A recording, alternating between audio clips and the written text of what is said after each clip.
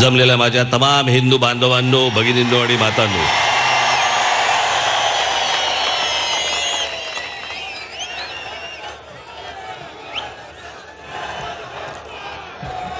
आज सर्वप्रथम आपणाला सर्वांना मी गुढीपाडव्याच्या मनपूर्वक शुभेच्छा देतो.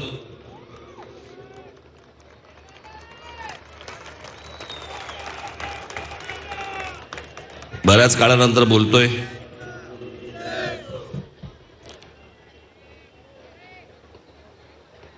अनेकांनी मला विचारलं काल आणि आज एवढे मोठे स्क्रीन कशासाठी लावलेत.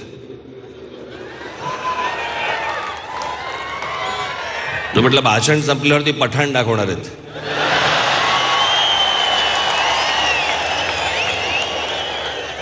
तर काहीतरी उद्देश असेल म्हणून तर लावले ना.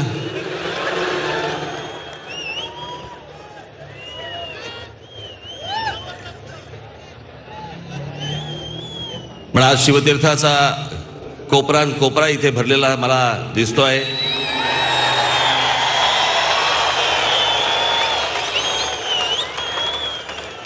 अनेकांनी सांगितलं होतं की हा संपलेला पक्ष आहे.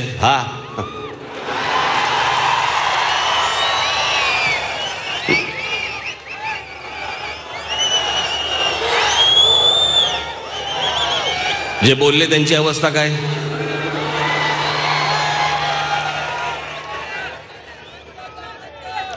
आज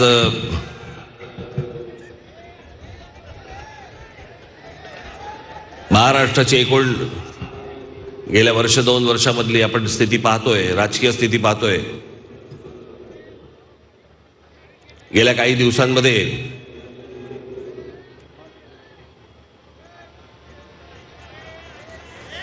आपण राजकारणाचा झालेला सगळा खेळ, बट्ट्याबोळ सर्वच पाहत आलो.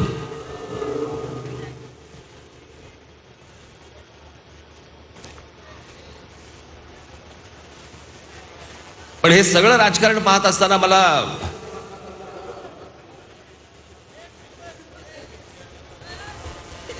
वाईट वाटत होतं.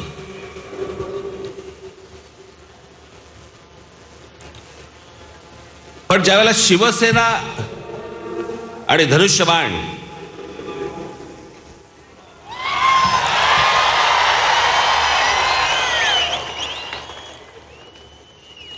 हे तुझं का माझं, का माझं का तुझं, हे ज्या वेळेला चालू होतं त्यावेळेला वेदना होत होत्या.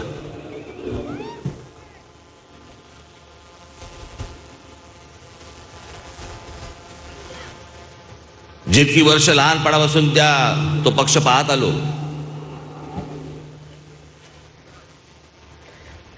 पाहत काय आलो, तो पक्ष जगलो. मला आजही आठवतंय की दुसरीमध्ये असताना माझ्या शर्टावरती इथे खिशावरती तो वाघ असायचा.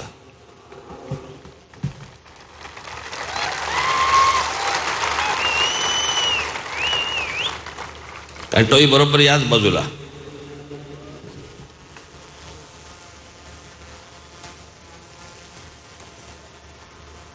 राजकारण लहानपणापासून पाहत आलो, अनुभवत आलो माननीय बाळासाहेबांबरोबर.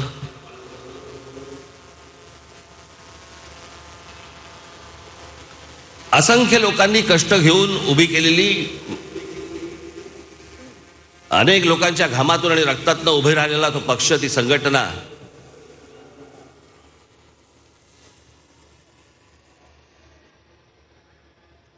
मी ज्यावेळेला त्या पक्षातनं बाहेर पडलो,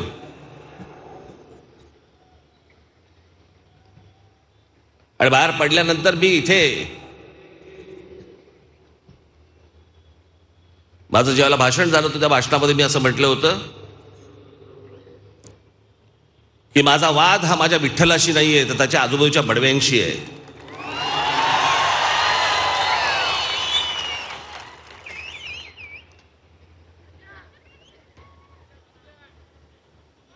आणि मी तेव्हा हेही म्हटलं होतं. मला आत्ता मध्यंतरी कोणीतरी ती क्लिप दाखवली, मी विसरून गेलो होतो सगळं,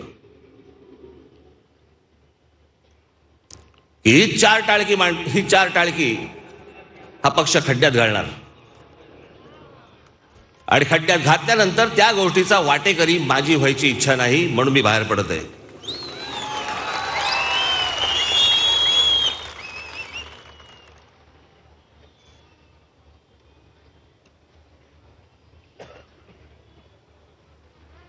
आज हे सगळं राजकारण पाहिल्यानंतर, जे झालेली परिस्थिती पाहिल्यानंतर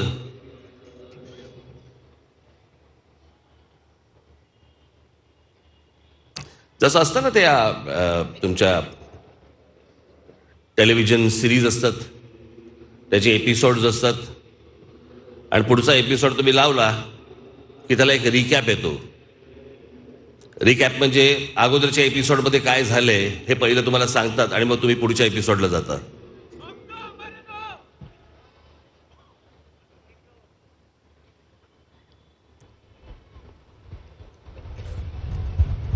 दोन 2006 ज्यावेळेला मी पक्ष स्थापन केला, याच शिवतीर्थावरती इथे केला, पण त्या संपूर्ण भाषणामध्ये काय झालं, कशामुळे झालं, तो सगळा चिखल मला करायचा नव्हता. आजही नाही करायचंय मला.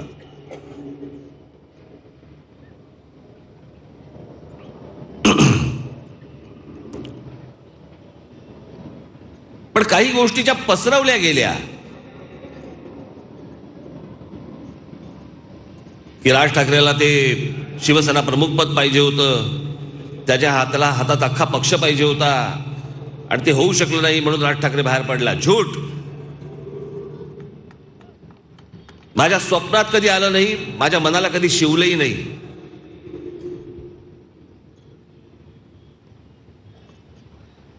कारण तो नुसता धनुष्यबाण नव्हता, ते शिवधनुष्य होतं आणि मला माहिती होतं की बाळासाहेब सोडून ते कोणालाही पेलणार नाही, होणार नाही, झेपणार नाही.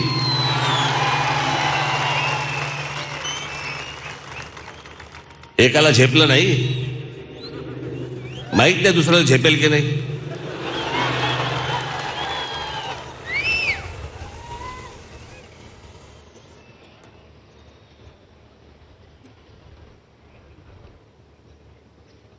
पण मला असं वाटतं काही गोष्टी मला तुमच्याशी बोलाव्याशा वाटल्या. एकात दोन गोष्टी मला काही चिखल नाही करायचा परत. मला घरातल्या गोष्टी बाहेर पण काढायच्या नाहीत.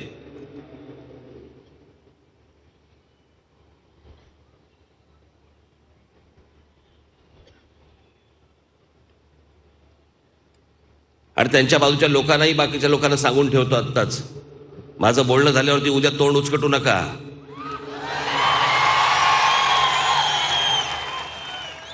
त्याच्यानंतर माझ्या थोबाडातलं काय काय बाहेर पडेल ते झेपायचं नाही तुम्हाला.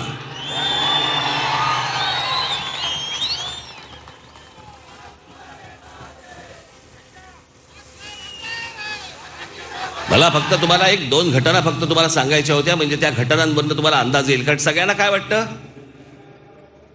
तो फक्त सारखा तो महाबळेश्वरचा प्रसंग सांगितला जातो.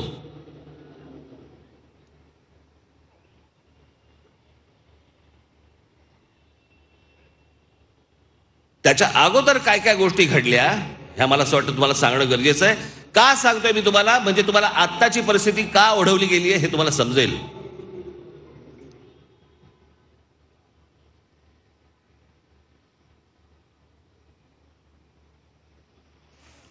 अनेक गोष्टी झाल्या, काय काय गोष्टी झाल्या. मला माहिती होतं की मला भिंतीकडे सगळा दाबण्याचा प्रयत्न होतोय. सगळ्यांना सांगितलं जातं ह्याच्या होर्डिंगवरती फोटो टाकू नका, हे करू नका, ते करू. मला काही फरक पडत नव्हता.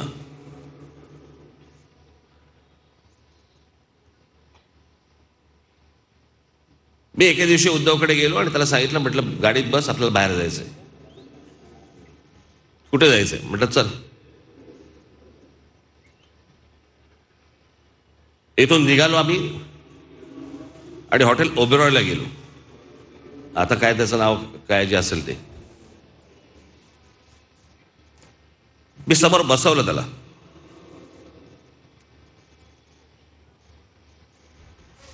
मी हे जे तुम्हाला आता सांगतोय, इथे शिवछत्रपती आहेत, शिवछत्रपतींची शपथ घेऊन तुम्हाला सांगतोय मी हे.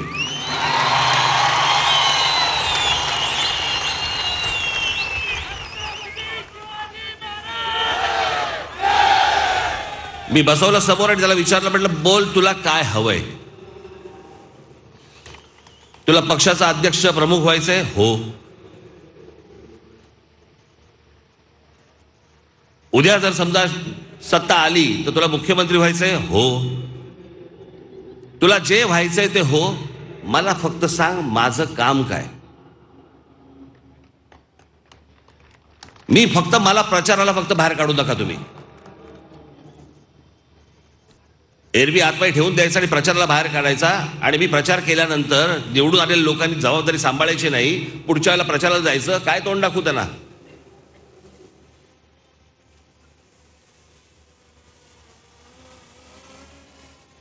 मला बोलला नाही, मला काही प्रॉब्लेम नाही. मी म्हटलं ठरलं मग? तो बोलला ठरलं. म्हटलं बघा आता नक्की ना? नक्की. आम्ही घरी आलो. माननीय बाळासाहेब झोपले होते. मी उठवलं त्यांना सांगितलं, म्हटलं सगळा प्रॉब्लेम मी आज सॉल्व्ह केला. मला बोलले काय झालं? मी म्हटलं मी उद्धवशी बोललो, म्हटलं ह्या सगळ्या गोष्टी झाल्या. मला बोलले खरंच झाल्या? म्हटलं खरंच झाल्या. सगळं आता मिटलं. मला अशी मिठी मारली, मला म्हणाले उद्धवला बोलव. मी कोणतरी बाहेर, ते म्हात्रे का कोणते होते, त्यांना मी सांगितलं, म्हटलं अरे उद्धवला बोलवले सांग. म्हटलं बाळासाहेबांनी बोलवलंय. हा येत आहेत. 5 मिनिटांनंतर बाळासाहेब अधीर झाले होते. म्हणे कुठे गेले? कुठे आहे उद्धव? बोलव त्याला लगेच. मी परत बाहेर गेलो. मला सांगितलं हे बाहेर निघून गेले.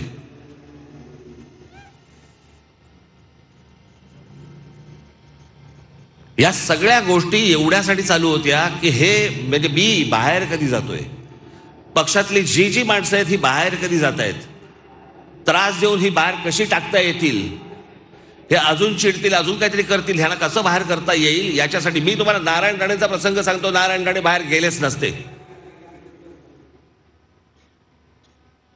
जेव्हा नारायण राणेचं हे सगळं ठरल्यावरती मी नारायणरावांना फोन केला. म्हटलं नारायणराव काय करताय? म्हटलं मी साहेबांशी बोलतो. म्हटलं जाऊ नका.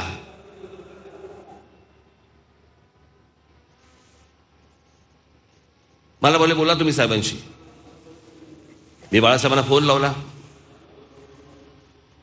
मी त्यांना सांगितलं, म्हटलं त्यांची इच्छा नाहीये, म्हटलं पण म्हटलं जाऊन देऊ नको. म्हटलं मला बोलले लगेच घेऊन ये घरी. मी म्हटलं नक्की ना? मला बोलले घेऊन ये घरी. फोन ठेवला. मी नारायणरावांना फोन लावला. म्हटलं आत्ताच्या आता इकडे या, आपल्याला साहेबांकडे जायचंय. मला बोलले निघालोच. ते तिथून निघाले. मला परत 5 मिनिटात फोन आला म्हणजे बाळासाहेबांचा. अरे त्यांना नको बोलवूस. मला कोणतरी बागेत बोलतोय असं दिसत होतं, ऐकू येत होतं. मला म्हणाले की त्यांना नको बोलूस. काही नाही, मला फोन करून त्यांना सांगायला लागलं येऊ नका.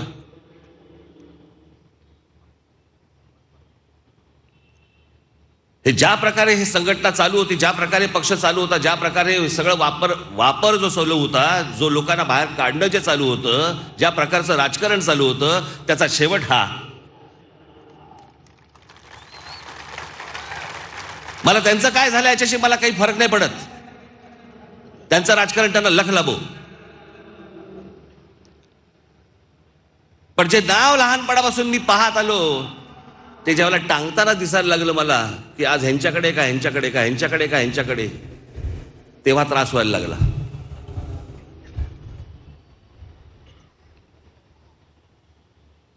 मी ज्यावेळेला बाहेर पडलो शिवसेनेत तर माझ्या मनात विश्वास ठेवा माझ्यावरती, माझ्या मनात पण नव्हतं मी पक्ष काढेन. बाळासाहेबांसमोर पक्ष काढायचा? कोण साथ देणार, कोण येणार बरोबर, काही माहित नाही.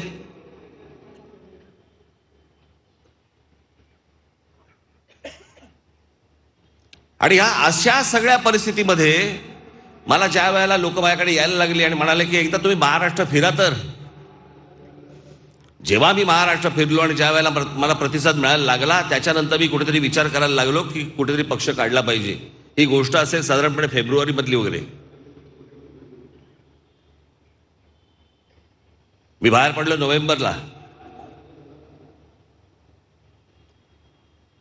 त्याच्यामुळे काहीतरी फार मोठ्या महत्वाकांक्षा होत्या आणि मला काहीतरी मोठा काहीतरी पक्ष काढायचा होता आणि मला त्याच्यामध्ये काहीतरी अगोदर माझे त्याच गोष्टी माझ्या डोक्यामध्ये चालू होत्या. काही नव्हतं चालू माझं.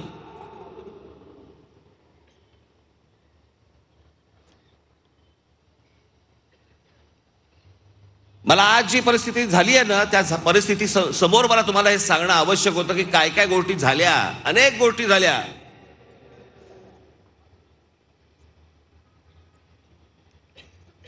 राजकारणात बाहेरून झाल्या, घरातून झाल्या, सगळीकडनंच झाल्या.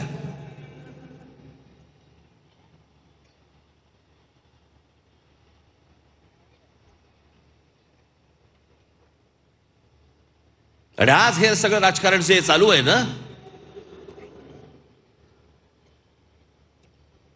आज मान्य बाळासाहेब असते तर ही गोष्ट ह्याची गेले 2 वर्षाची गोष्ट चालू आहे, 2.5 वर्षाची गोष्ट चालू आहे, होऊ दिली असती का?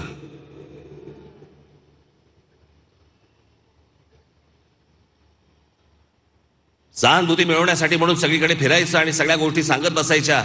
यांनी हे केलं आणि त्यांनी ते केलं. स्वतः काय शेण खाल्लं?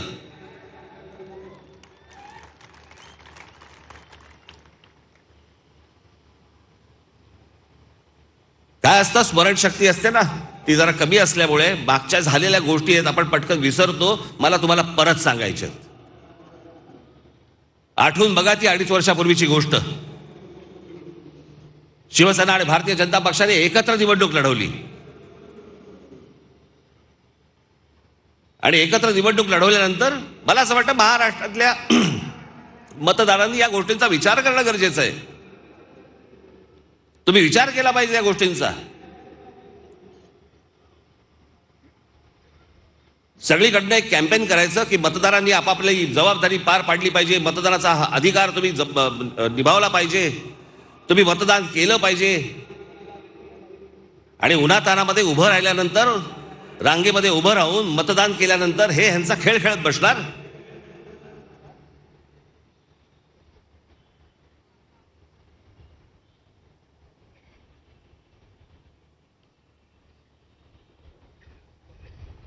दोन 2019ची ती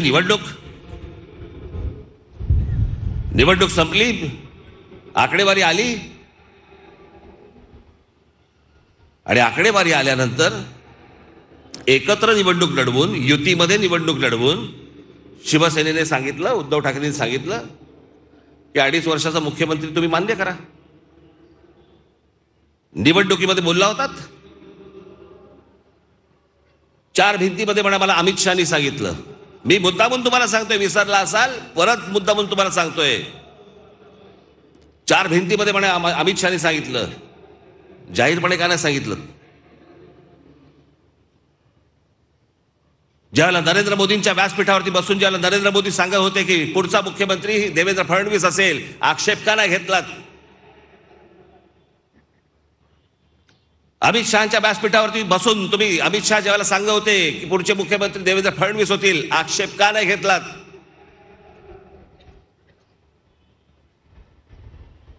ज्या वेळेला तुमच्या लक्षात आलं की आपल्याशिवाय सरकार यांचं बसू शकत नाही, त्यावेळेला तुम्ही या गोष्टींची सुरुवात केलीत की 2.5 वर्षाचं मुख्यमंत्रीपद द्या, नाही तर आम्ही तुमच्याबरोबर येणार नाही. मग ज्या लोकांनी आता ह्या तुम्हाला युती म्हणून मतदान केलं त्यांचं काय? त्याच्यानंतर तुम्ही सगळे खेळ खेळणार.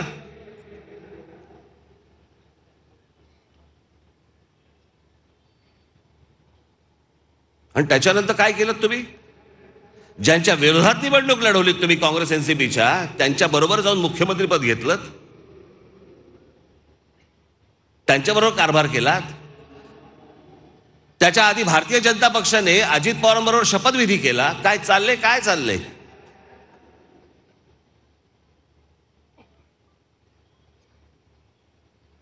सकाळी पहाटेचा शपथविधी करायचा अजित पवारांबरोबर, मग तिथून ताकाने डोळे वटारले, मग ते फिसकटलं प्रकरण, प्रेम प्रकरण. मग दुसरीकडे काहीतरी चालू होतं, एक फूल दो काटे. मग ते सगळं जमलं. ही जी सगळी थेरं चालू आहेत, ही थेरं यांना करण्यासाठी म्हणून, त्याच्यासाठी म्हणून मतदान करता तुम्ही. आणि मग गेल्या गुढीपाडव्याच्या सभेमध्ये मी ज्या गोष्टी बोललो त्याच्यानंतर एप्रिलमध्ये बोललो, जूनमध्ये झाला सगळा तमाशा.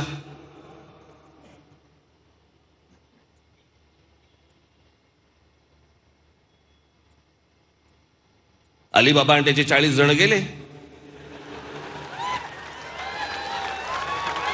त्यांना चोर फक्त म्हणता येत नाही मला, कारण ते चोर नाहीत. यालाच कंटाळून गेले. या कोविडच्या काळामध्ये हा माणूस भेटायला तयार नव्हता कोणाला. मुख्यमंत्री एक आमदार भेटायला गेला, त्याच्या मुलाबरोबर भेटायला गेला, मुलाला बाहेर ठेवा म्हणाले आणि फक्त आमदाराला भेटले. का? कोविड. का? मुलाने काय होणार होतं?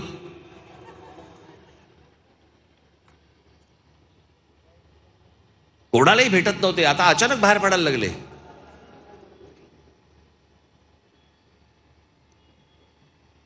आणि मग 19 जून 20 जूनच्या सुमारास आपल्याला कळलं, 21 जूनला, की एकनाथ शिंदे आमदार घेऊन सुरतला गेले. ते पुढे गुवाहाटी पुढे पहिले सुरतला गेले. मला आजपर्यंत एवढंच माहिती होतं की महाराज तिथून लूट करून महाराष्ट्रात आले, सुरतवरून. महाराष्ट्रातून लूट करून सुरतला गेलेले हे पहिलेच.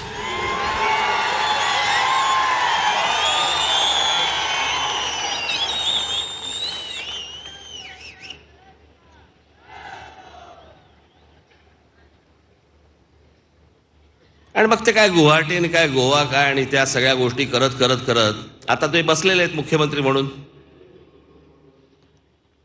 एकनाथ शिंदेना मला फक्त एवढंच सांगायचंय, महाराष्ट्र राज्याचे मुख्यमंत्री म्हणून तुम्ही बसलेले आहात, महाराष्ट्र राज्यासाठी काम करा.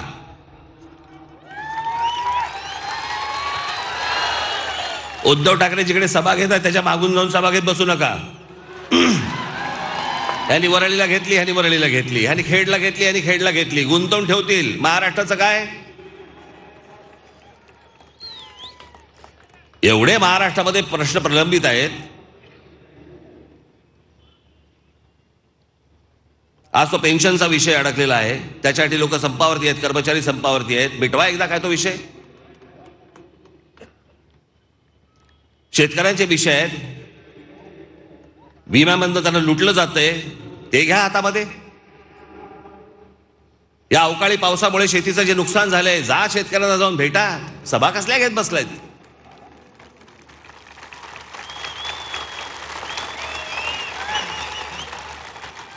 किती प्रश्न पडलेले आहेत.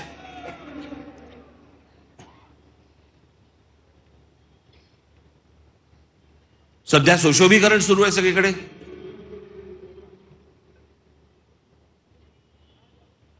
जेवढे दिव्याचे पोल्स आहेत त्यांना लाईट लावलेत. संध्याकाळी मुंबई बघताना मुंबई आहे का डान्स बार आहे तेच कळत नाही.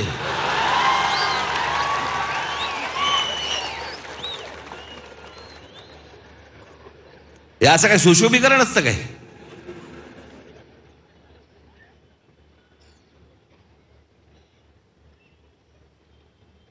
परवा दिवशी इथेच कुठेतरी इथे 2 सिंह आहेत, त्यांच्या मागून लाल लाईट लावले होते. चला म्हटलं मुळव्यात झाली की काय ना.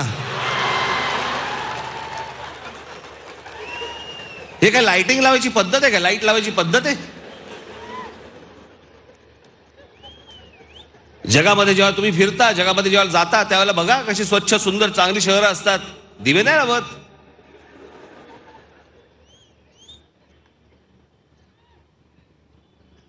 सुशोभीकरणाच्या नावाखाली किती तर 1700 कोटी रुपये खर्च केले.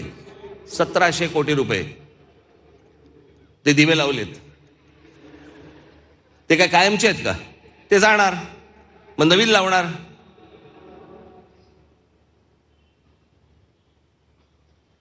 अहो आपण कोण आहोत? आपण महाराष्ट्राचे नागरिक आहोत. या महाराष्ट्राचे, मी काल म्हटलं ना, ज्या महाराष्ट्राने देशाचं प्रबोधन केलं त्या महाराष्ट्राचं प्रबोधन करायची वेळ आली आज.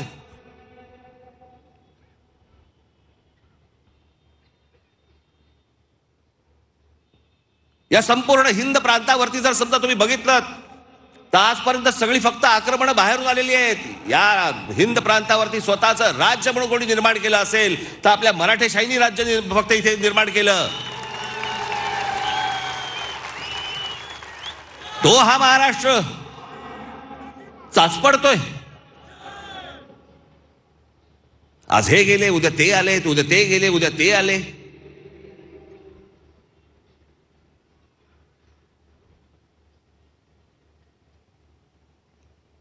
कशा प्रकारचं राजकारण महाराष्ट्राने आजपर्यंत पाहिलं आणि कशा प्रकारचं राजकारण आज बघतोय महाराष्ट्र.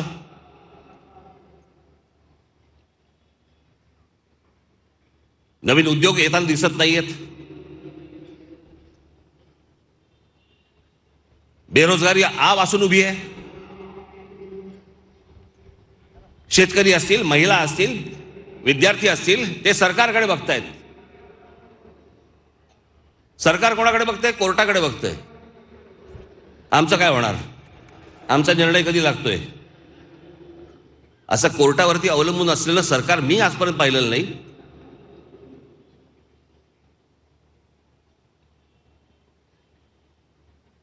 माझं तर म्हणणं आहे, आत्ताची राजकीय परिस्थिती पाहताना सर्वांनी एकदा ठरवा आणि आत्ताच विधानसभेच्या निवडणुका लावा. जो काय व्हायचा ना तो सोक्षमोक्ष एकदा होऊनच जाऊन देत.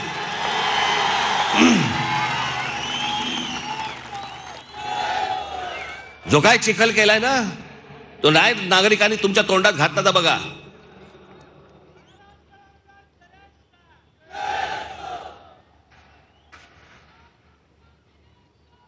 नवीन नवीन आहेत मुख्यमंत्री, ठीक आहे, समजू शकतो आपण. करा काम नीट.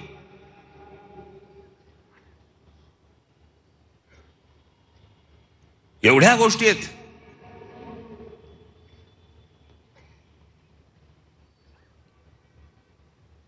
मला लोकांनी विचारलं, काल माझा इंटरव्ह्यू झाला, तुमची हिंदुत्वाची व्याख्या काय?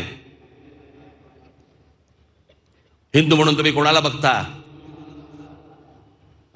आजचा हिंदू नववर्ष.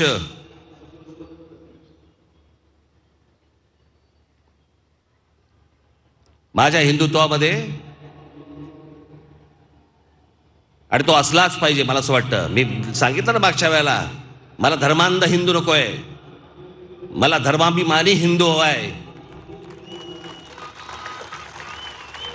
जो स्वतःचा धर्मही देखील बघेल, दुसऱ्या धर्माचाही मान राखेल, जेवढ्यास तेवढा.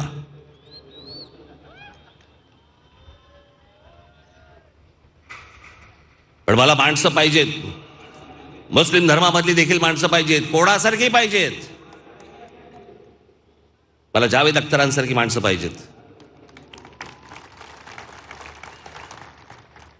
या देशातल्या आजपर्यंत कुठच्याही नागरिकांनी आजपर्यंत पाकिस्तानमध्ये जाऊन पाकिस्तानला कधी खडे बोल सुनावले नाहीत. मी मुद्दामून तुम्हाला सांगतोय की द्वेषाने बघण्यासारखं काही नसतं समोर. पण जिथे कुरापती काढत असतील त्यांना त्याच पद्धतीचं उत्तर दिलं गेलं पाहिजे.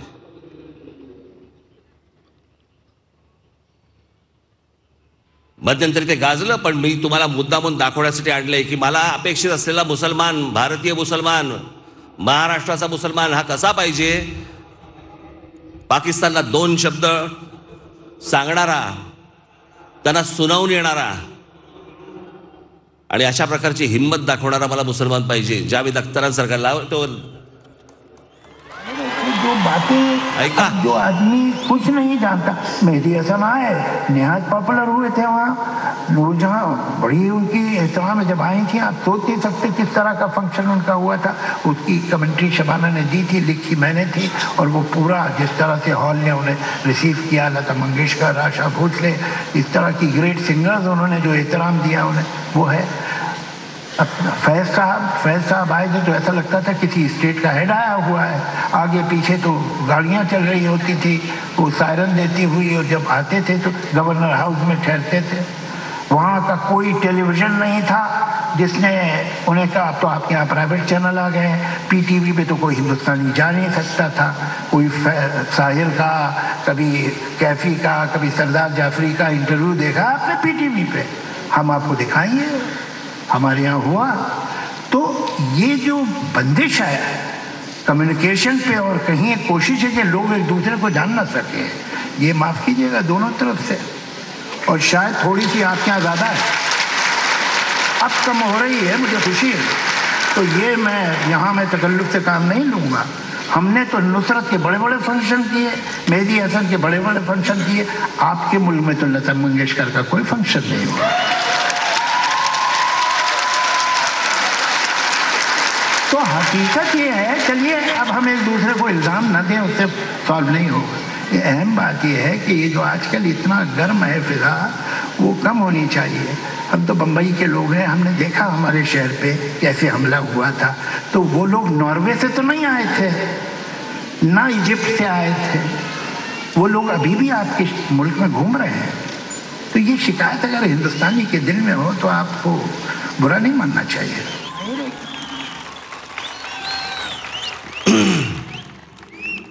हे पाकिस्तानमध्ये जाऊन त्यांनी सांगितलंय, इथे बोलणारे आहेतच, पण तिथे त्यांच्या लोकांसमोर जाऊन त्यांना सांगायचं की आमच्या शहरामध्ये जो हल्ला झाला आम्ही नाही विसरणार तो.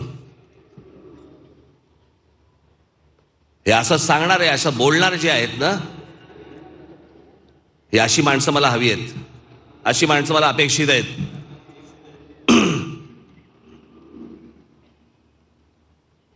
ना की जे आज सांगलीमध्ये चालू आहे.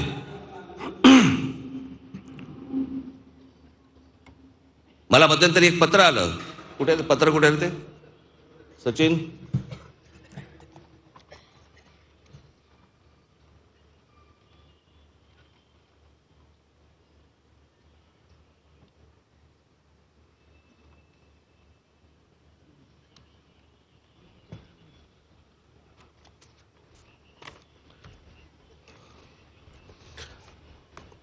आम्ही खाली सही करणार हे कुपवाड येथील मंगलमूर्ती कॉलनी येथील रहिवासी लोक आहोत. मंगलमूर्ती कॉलनी या परिसरातील बहुतांशी लोक हिंदू राहतात. सदरची कॉलनी ही सन का या गटामध्ये प्लॉट पाडून मंगलमूर्ती कॉलनी बसलेली आहे. सदर भागामध्ये काही क्षेत्र हे डीपी रस्ता म्हणून तर काही क्षेत्र हे प्रायमरी स्कूल व प्लेग्राऊंड म्हणून आरक्षित आहेत. असे असताना सदर कॉलनीमधील प्लॉट नंबर 16, 17 अ व 17 ब या प्लॉटवर सदरचे आरक्षण असलेले नवीन विकसन प्लॅनमध्ये नमूद आहे. असे असताना सदर मोकळी प्लॉट जागा 3 गुंठे क्षेत्राची असून पूर्वीपासून येथे खेळाचे मैदान असून सदर मंगलमूर्ती कॉलनीतील रहिवासी त्याचा वापर करीत होते. असे असताना सदर जागेबाबत काही खोटी, बनावट व बेकायदेशीर कागदपत्रे तयार करून अब्दुल अर्जाज, उमर मुल्ला, राजू शेख वगैरे लोकांनी सदर जागेवर येऊन जागेवरती हक्क सांगण्यास सुरुवात केली. त्यास परिसरातील नागरिकांनी विरोध केला असता परिसरामध्ये झुंडशाहीने दहशत माजविणे, लोकांना शिवीगाळ करणे, रात्री अपरात्री घराचे दरवाजे वाजविणे, घरावरती दगड टाकणे, स्पीकरवरून मोठमोठ्याने आरडाओरडा करणे, अशा प्रकारे त्रास व उपद्रव देण्यास सुरुवात केली. तसेच आजूबाजूच्या अन्य भागातील मुस्लिम समाजाच्या लोकांना एकत्र करून स्थानिक नागरिकांना धमक्या दिल्या गेल्या. त्याचप्रमाणे वेळोवेळी सदर गोष्टीस स्थानिक नागरिकांनी विरोध केला, परंतु पोलिसांनी योग्य ती दखल घेतली नाही. त्यातच सदर वर नमूद केलेल्या लोकांनी सदर जागेमध्ये मोठे पत्रे लावले असून काही बांधकामाच्या प्रयत्नात असल्याचा, तिथे मशीद बांधली जाते अनधिकृतपणे, आपल्या लोकांनी तक्रार करून देखील तिथे कोणतीही दखल घेतली जात नाही सांगलीमध्ये. त्याचे फक्त फोटो तुम्ही फक्त बघा. ही बातमी आली, सांगलीत 2 गटामध्ये मारामारी, मशिदीच्या दाव्यावर जखमी, 15 जणांवर गुन्हा. ही ते खेळाचं मैदान.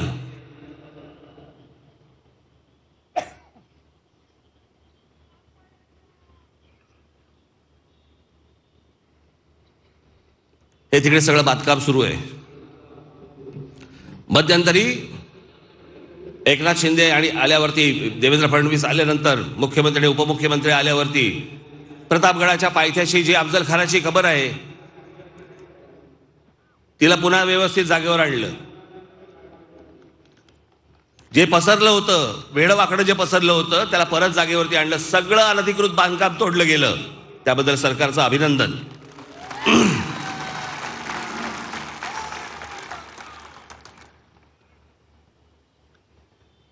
आज मुख्यमंत्रीजी, तुमच्याकडे शिवसेना नाव आलंय. तुमच्याकडे धनुष्यबाण आलाय. तुम्ही सांगताय की आमच्यामध्ये बाळासाहेबांचे विचार आहेत.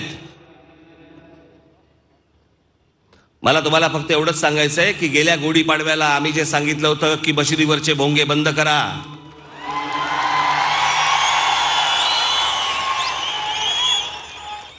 गेल्या सरकारमध्ये माझ्या महाराष्ट्र सैनिकांवरती 17,000 महाराष्ट्र सैनिकांवरती गुन्हे दाखल झाले. पहिली गोष्ट म्हणजे ते 17,000 माझ्या महाराष्ट्र सैनिकांवरती झालेले गुन्हे पहिल्यांदा मागे घ्या. आणि दुसरं, एक तर तुम्ही सांगा की लाऊडस्पीकर बंद करा, अन्यथा आमच्याकडे दुर्लक्ष करा.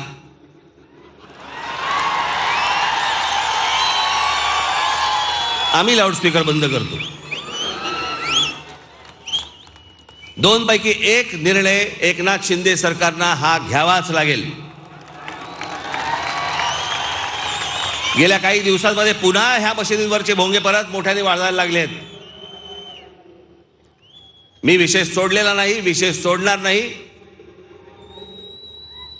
मी पुन्हा याच्यासाठी म्हणून मुख्यमंत्र्यांना भेटणार. मी मुद्दामून तुमच्या सर्वांच्या साक्षीने हा विषय आज काढला, त्याच्यासाठी परत मी जाऊन भेटणार.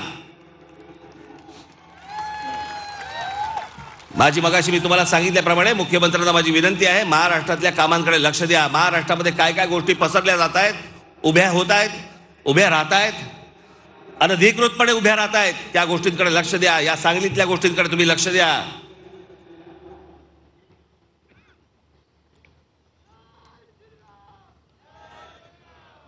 आणि आता सगळ्यात महत्वाची गोष्ट,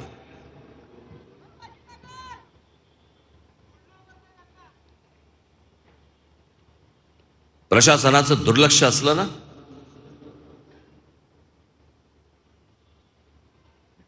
राज्यकर्त्यांचं जर दुर्लक्ष असलं, प्रशासनाचं दुर्लक्ष असलं तर काय घडू शकतं, काय काय गोष्टी घडू शकतात, होऊ शकतात.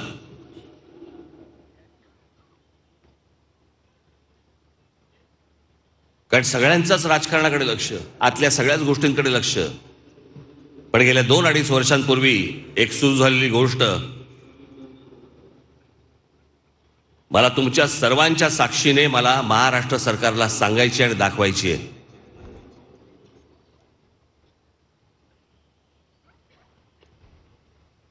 मी मध्यंतरी असाच या भागामध्ये इथे कुठे एकाकडे गेलो होतो. समोर पाहिलं, म्हटलं काहीतरी समुद्रात मला गर्दी दिसली, रस्त्यामध्ये समुद्रात मला लोक दिसली, काय समजे ना. मग मी एकाला सांगितलं, म्हटलं जरा जरा बघ रे काय आहे ते. आणि मग त्या माणसाने मला, हे असले ड्रोन आहेत ना फिरतात, याच्यावरनं मला शूट करून माझ्याकडे काही क्लिप्स आणल्या. प्रशासनाचं दुर्लक्ष असल्यावरती काय गोष्टी घडू शकतात. आपण समाज म्हणून त्या गोष्टींकडे कधी पाहत नाही, फिरत असताना देखील आपलं लक्ष जात नाही. पण याच गोष्टींचे गैरफायदे कशा प्रकारे घेतले जातात. मला असं वाटतं तुमच्या भागामध्ये देखील तुम्ही दक्ष असलं पाहिजे, तुमचं लक्ष असलं पाहिजे की कोणत्या गोष्टी होत आहेत.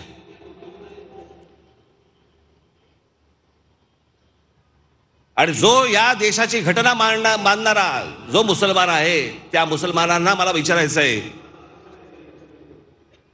की जे मी आता तुम्हाला दाखवणार आहे हे तुम्हाला मान्य आहे का.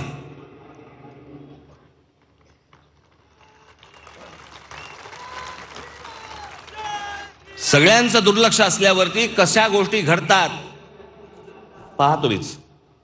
1 मिनिट जर थांब.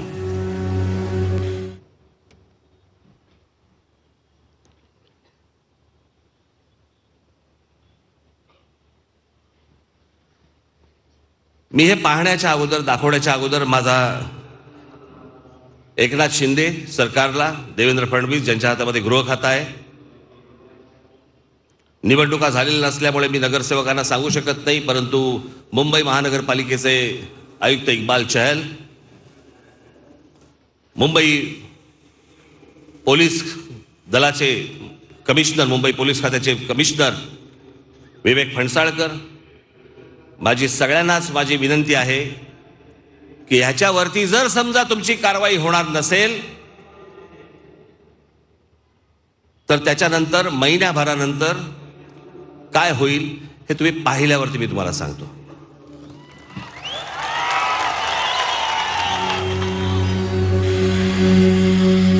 हे माहीम आहे.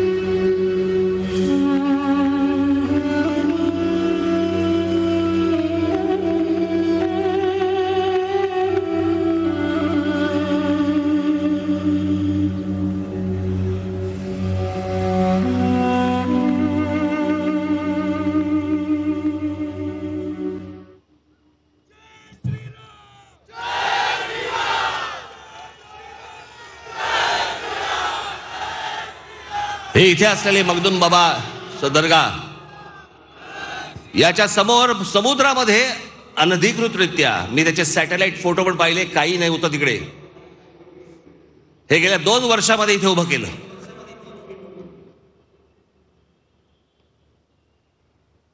माहीम पोलीस स्टेशन तिकडे जवळ आहे, लक्ष नाही. महानगरपालिकेचे लोक फिरत असतात, पाहिलं नाही.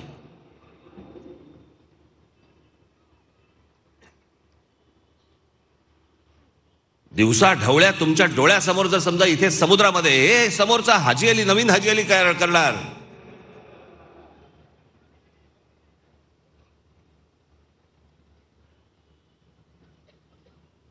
आता प्रशासनाला, मुख्यमंत्र्यांना, उपमुख्यमंत्र्यांना, पोलीस कमिशनर यांना,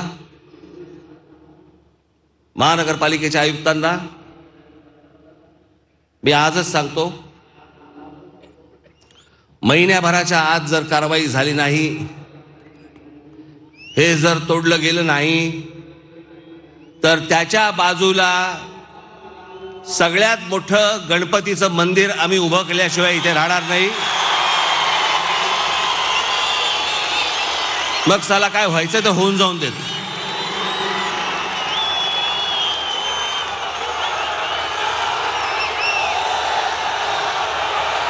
अशा प्रकारे जर कोणालाही जर समजा तुम्ही सवलती देत बसाल आणि कोणाहीकडे जर दुर्लक्ष करत बसाल, मग आमच्याकडे पण दुर्लक्ष करा.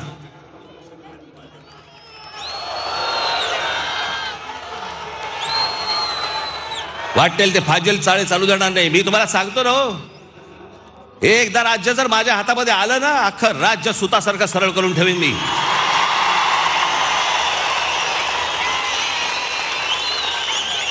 परत कोणाची वाकडी हिंमत नाही होणार बघायची.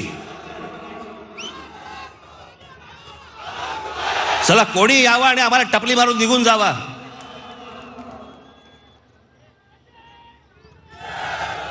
तुमच्या डोळ्यात देखत या सगळ्या गोष्टी घडतायत, इथे घडतायत, बाहेर घडतायत. आमचं लक्ष नाही, आम्ही राजकारणात गुंतलोय.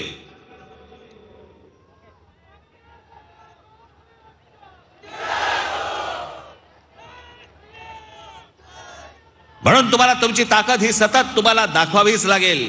गरज नाही खरं तर, पण दाखवावी लागेल.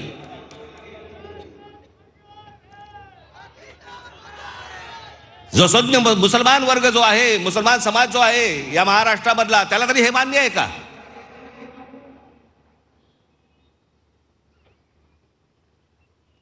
दिवसा ढवळ्या काही करायचं, तुम्ही कुठचीही अनधिकृत बांधकाम उभी करायची, कुठचा कसला दर्गा,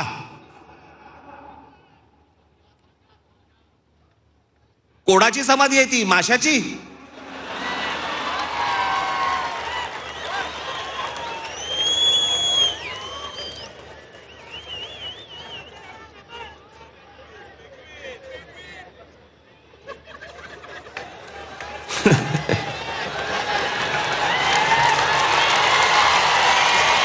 त्याने सांगितलं पेंग्विन. नाही नाही,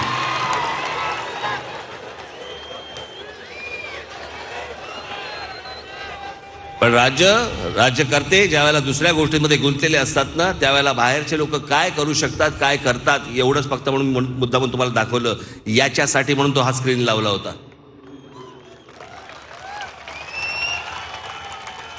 माझ्या सर्व तमाम हिंदू बांधवांना माझी विनंती आहे, येणारी रामनवमी जोरात साजरी करा.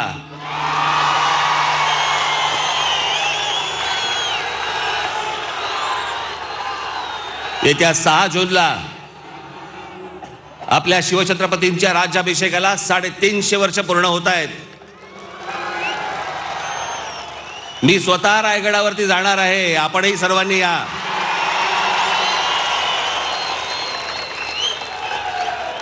माझी आज या गुढीपाडव्याच्या दिवशी फक्त आपल्या सर्वांना, माझ्या तमाम हिंदू बांधवांना माझी विनंती आहे, दक्ष राहा, बेसावध राहू नका. आजूबाजूला काय घडतंय, कोणत्या कोणत्या गोष्टी घडतायत, याच्यावरती पाळत ठेवा. आज जर बेसावध राहिलात ना, पायाखालची जमीन कधी सरकून निघून जाईल ना, तुम्हाला कळणार पण देखील नाही. आणि म्हणून तुम्हाला फक्त आज या गुढीपाडव्याच्या दिवशी मी तुम्हाला सर्वांना मनापासून तुम्हाला सर्वांना शुभेच्छा देतो. आणि फक्त सर्वांनी आपण दक्ष राहावं, शासनावरती अंकुश ठेवावा, एवढंच आज आपल्याला सर्वांना सांगेन. मध्ये मध्ये भेटत राहूच आपण. एप्रिलमध्ये माझ्या ज्या उरलेल्या कोकणामधल्या ज्या 2 सभा होत्या, मी नाही त्यांच्या मागे जाते, पण मी त्याच्या आधी ज्या सांगितल्या होत्या मी कोकणामधल्या सभा घेणार आहे, त्या एप्रिलमध्ये मी तिथे सभेसाठी मी येईन. त्यावेळेला बाकीच्या इतर सविस्तर गोष्टी बोलूच. परंतु परत आज सगळेजण तुम्ही आज आलात, इतक्या मोठ्या संख्येने सगळे हजर झालात. आज तुमच्या सगळ्यांचे मी आभार मानतो. माझी खास करून इथे असलेल्या लोकांना, लोकांना विनंती आहे, महिलांना जाताना आपण व्यवस्थित वाट करून द्यावी, त्या व्यवस्थित जातील याकडे आपण सर्वांनी लक्ष द्यावं. आपण लांबून कुठून आलेला असाल, जाताना आपण गाड्या देखील नीट आपण व्यवस्थित चालवाव्यात. आपल्या घरचे देखील आपली सगळी येण्याची वाट बघत असतील. धन्यवाद. जय हिंद, जय महाराष्ट्र. लाल मातीतली कुस्ती म्हणजे